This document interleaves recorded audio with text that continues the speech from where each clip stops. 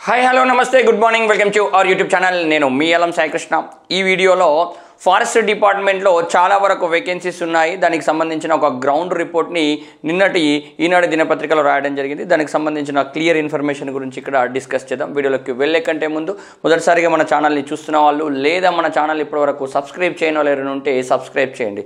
So నిరుద్యోగ aspirants చాలా రోజుల నుంచి కూడా నోటిఫికేషన్స్ వస్తాయన్న ఒక హోప్ మీద ఉన్నారు। దాంట్లో ఎస్ఐ కానిస్టేబుల్ నోటిఫికేషన్స్ కావచ్చు, లేదా డిఎస్సికి సంబంధించిన నోటిఫికేషన్ కావచ్చు, లేదా అంగన్వాడీకి సంబంధించిన నోటిఫికేషన్ కావచ్చు, దాంతో పాటు ఫారెస్ట్ డిపార్ట్మెంట్లో కూడా చాలా వరకు ఖాళీలు ఉన్నాయి। ఆ నోటిఫికేషన్ వచ్చే ఛాన్సెస్ కూడా ఉన్నాయన్నట్టుగా చాలామంది ఆస్పిరెంట్స్ ఉన్నారు। అట్లాగే ప్రిపరేషన్లో కూడా కంటిన్యూషన్లో ఉండడం అనేది జరిగింది। సో వాస్తవానికి మనకి ఈనాడు దినపత్రిక నిన్నటి పేపర్లో ఈ ఆర్టికల్ రాసింది।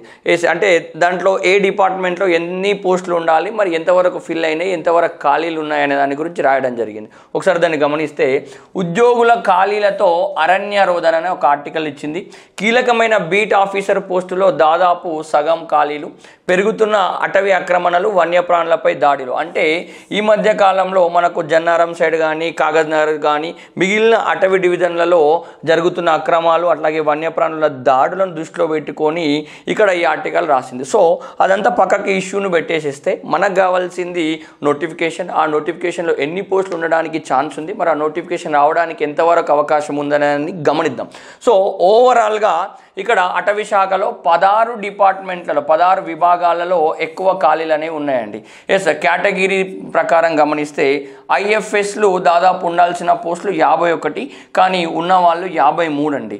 ఫారెస్ట్ బీట్ ఆఫీసర్స్ ఓవరాల్గా 3652 మంది ఉండాలి, కానీ ప్రజెంట్ జాబ్ చేస్తున్న వాళ్ళు రిక్రూట్ అయి ఉన్న వాళ్ళు 1935 మంది మాత్రమే ఉన్నారండి। ఎస్ అదేవిధంగా క్లాస్ 4 ఉద్యోగులు 843 మంది ఉండాలి, కానీ ఉన్న వాళ్ళు ఎంత 429 మంది మాత్రమే ఉన్నారండి। అటవీ కళాశాలలో 66 మంది ఉండాలంటే కేవలం 16 మంది మాత్రమే ఉన్నారండి। సో దీన్ని ఇక్కడ అంతా మనం మైనస్ చేసుకుంటే అన్ని వేకెన్సీస్ ఈ డిపార్ట్మెంట్లలో ఉన్నట్లేనండి। ఎస్ ఉన్నత హోదాలో 11 మందికి 7గురే పనిచేస్తున్నారు। ఇందులో 2 6 నెలల్లో రిటైర్ అవుతారు। రానున్న 2.5 ఏళ్లలో 23 మంది సెక్షన్ ఆఫీసర్లు, 34 మంది రేంజ్ ఆఫీసర్లు కూడా పదవి విరమణ పొందుతున్నారు। సో ఈ సిచ్యువేషన్ చూసుకుంటే కంపల్సరీగా ఈ విభాగాలలో ఎంప్లాయీస్ అనేవాళ్ళు కంపల్సరీగా నీడ్ అనేది ఉంది। ఎందుకోసం అంటే రెగ్యులర్గా ఈ అటవీ డివిజన్లలో జరుగుతున్న ఆక్రమణలు కావచ్చు, వన్యప్రాణులపై దాడులు కావచ్చు, ఇతరత్ర కారణాల వల్ల కంపల్సరీగా రిక్రూట్ చేయాల్సిన అవసరం అయితే కనబడుతుంది। మరి ప్రభుత్వం ఈ ఆర్టికల్ని బేస్ చేసుకొని లేదా ఈ సిచ్యువేషన్ని బేస్ చేసుకొని ఏమైనా ముందడుగు వేస్తే మాత్రం ఈ విభాగాల్లో ఉన్న అన్నింటికి కూడా నోటిఫికేషన్ వచ్చే అవకాశం అయితే మనకి ఇక్కడ ఉంటుందండి। జనరల్గా ఇక్కడ వాళ్ళ యొక్క వర్క్ బర్డెని కూడా రాయడం జరిగిందండి। ఒక్కొక్కరిపై 2 బాధ్యత। అటవీ శాఖలో రాష్ట్ర వ్యాప్తంగా మొత్తం 6860 పోస్టులకు గాను 2408 ఖాళీలు అనేవి ఉన్నాయట మొత్తం ఓవరాల్గా। రాష్ట్ర భౌగోళిక విస్తీర్ణము ఇన్ని ఎకరాలు ఉంటే దానిలో అటవీ ప్రాంతం అనేది దాదాపు 24% అనేది ఉంది।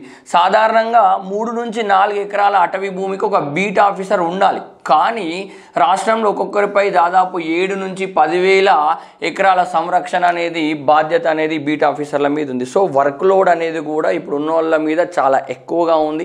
ఆ వర్క్ లోడ్ని తగ్గించడానికి అట్లాగే ఈ అటవీ డివిజన్ల యొక్క సంరక్షణ కావచ్చు, లేదా వన్యప్రాణుల దాడులు కావచ్చు, లేదా ఇతరత్ర కారణాలన్నింటినీ కూడా అడ్డుకోవాల్సిన అవసరం ఉన్న తరుణంలో కంపల్సరీగా ప్రభుత్వం వీలైనంత తొందరగా చొరవగిన తీసుకుంటే మనకు ఇన్ని పోస్టులకు దాదాపు ఒక 2408 పోస్టులకు సంబంధించిన నోటిఫికేషన్ అనేది ఈజీగా వచ్చే అవకాశం అయితే ఉంటుంది। సో చాలామంది ఆస్పిరెంట్స్ ఎన్నో రోజుల నుంచి ఎదురు చూస్తున్నారు కావున ప్రభుత్వం కూడా టిల్ ఈ రోజు వరకు కూడా క్యాలెండర్ పైన ఒక ప్రాపర్ డిసిషన్ అనేది తీసుకోలేకపోయింది। సో ప్రాపర్ డిసిషన్ తీసుకొని క్యాలెండర్ని మేకప్ చేస్తేనే బాగుంటుంది। ఆ క్యాలెండర్లో ఇట్లాంటి నోటిఫికేషన్స్ ఇంక్లూడ్ చేస్తే ఇటు రాష్ట్ర ప్రజలకు, ప్రభుత్వానికి, అట్లాగే నిరుద్యోగ ఆస్పిరెంట్స్ కూడా ఎంతగానో లాభం అనేది చేకూరుతుందండి। సో మరి ఎట్లాంటి నిర్ణయం తీసుకుంటుందో ఏంది తర్వాత అప్డేట్ ఏమైనా ఉంటే మాత్రం దాన్ని మీ ముందుకు తీసుకొచ్చే ప్రయత్నం అయితే చేస్తాను। ఇట్లాంటి ముఖ్యమైన అప్డేట్స్ ఎల్లవెల్ల పొందాలంటే మన ఛానల్ని ఫాలో అవ్వండి। వీడియో నచ్చితే లైక్ చేయండి, షేర్ చేయండి। మన ఛానల్ ఇంకా సబ్స్క్రైబ్ చేయని వాళ్ళు ఎవరైనా ఉంటే సబ్స్క్రైబ్ చేయండి। Thank you so much. జై హింద్।